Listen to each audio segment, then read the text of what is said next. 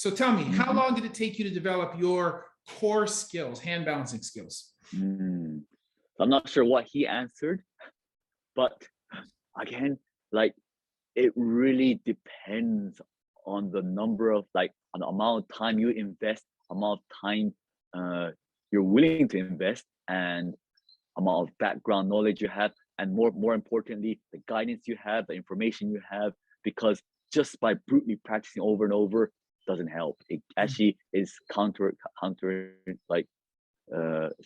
counter, like you're gaining bad habits and it doesn't help. But with the right guidance, Miguel is a fantastic teacher, but Miguel, like with the right guidance, with right discipline, with right environment, like in terms of time and space, to do a really good solid handstand, like 2 years enough, like to get a good handstand. But of course, from there you develop in one arm handstand, different handstand shapes. It's like in terms of what is handstand, if you're elaborating a professional like crazy different style, then it's an infinite search for like positioning that other people haven't done before. But when it comes to just two hand solid straight handstand, yeah, like maybe if you're really disciplined, even half a year could be possible. But again, it depends on your background too, like how stiff your shoulder angle is, or not how stiff your shoulder is, and in terms of your understanding of alignment, comfortability of being upside down, etc. So there's so many factors behind. So when people ask me the same question, like how long will it take, I'm often like, I don't know, like it could be 10 years, it could be 6 months.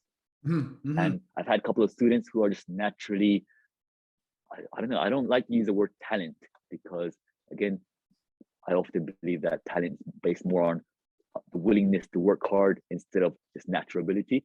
But some people just have that ability to just quickly get into that position and understand that, wow, like their shoulder angle is open, the hip alignment is perfect. I'm like, you'll get it in like 2-3 weeks, as long as you have the right information. All right. So if we talk about the handstand, okay, and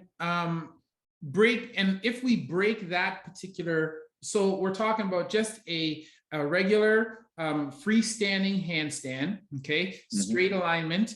And if you were to break that down, what are the core skills in your mind, if you were training somebody who's not done handstands before, what are the core skills that you can break that handstand down into? Okay, so firstly, I try to make all my students feel, especially if they're right absolute beginner, try to just feel comfortable of being their hands on the ground, to feel the pressure on their wrist. So of course, like just ordinary plank position is the most comfortable, and try to, even with the knee plank, and just feel comfortable just kind of moving around. Eventually you don't want to move your shoulders around, but you want to fix it, but just feel the pressure on your wrist. And from there, try to get them into a position where their shoulder angles are open, but there's body weight. So downward dog position for yoga is a fantastic pose for kind of like really generating that strength. And from there, just the wall is your best friend as a hand balancer. So kind of like gradually try to get their legs a little bit higher, like with their body facing the wall, not against the wall, because then facing against the wall often creates a bad habit in terms of your back bending, etc. So just slowly climb up the wall and gradually increase that inclination. And from there, the element of strength and balance is entirely different. You can become the strongest person, yet can't balance for a second if you don't understand. And that's again, just a sensation of gradually finding ways to feel that free weight of your legs off the wall. So I kind of often use it. It's called the scissors exercise, where you're upside down, you have one leg on the wall, one leg off the wall, to try to find center of gravity over your shoulders, your wrist, etc. And so these are kind of like step-by-step exercise I do to teach my students. Okay.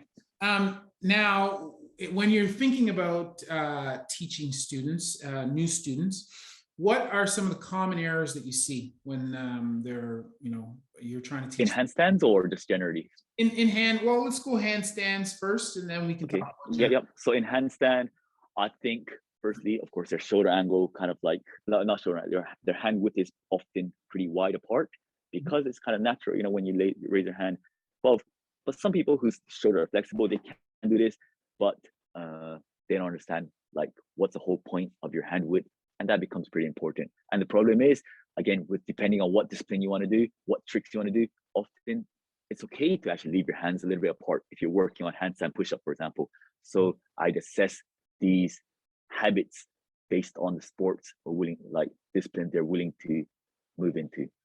But as of course, as a circus, as a acro, I focus more on hands closer together.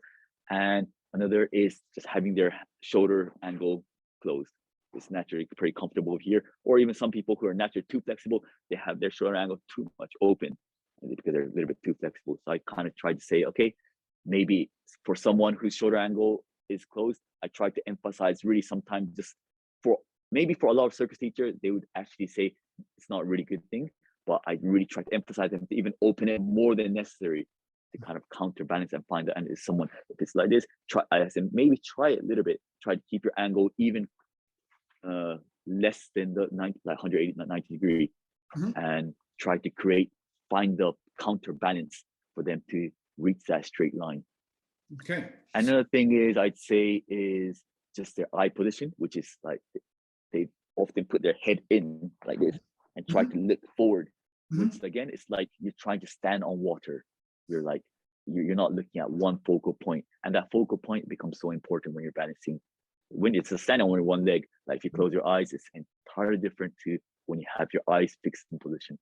Okay. So yeah, your eye direction, and the same as your hand. Like some students just they don't know where to put their hand. I just kind of like try to guide them somewhere here, yeah, around the face and forward. So these are a couple of points.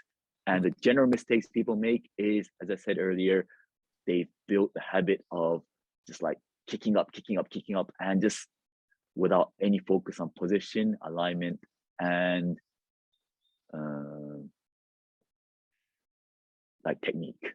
So I think these are the biggest mistake.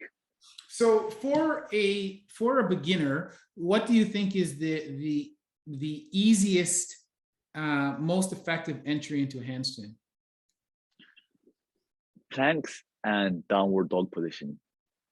And even on the wall, just like having downward dog position on the wall, just feel that pressure. And also another just simple exercise, just raise your hand up, try to reach the ceiling, which kind of opens your shoulder angle, and just hold this position for 10 seconds, 20 seconds. And this itself is like really developing strength in your shoulders, alignment, and positioning. So that's fantastic. Just boom, suck your chest in, push your shoulder out. Okay. Okay.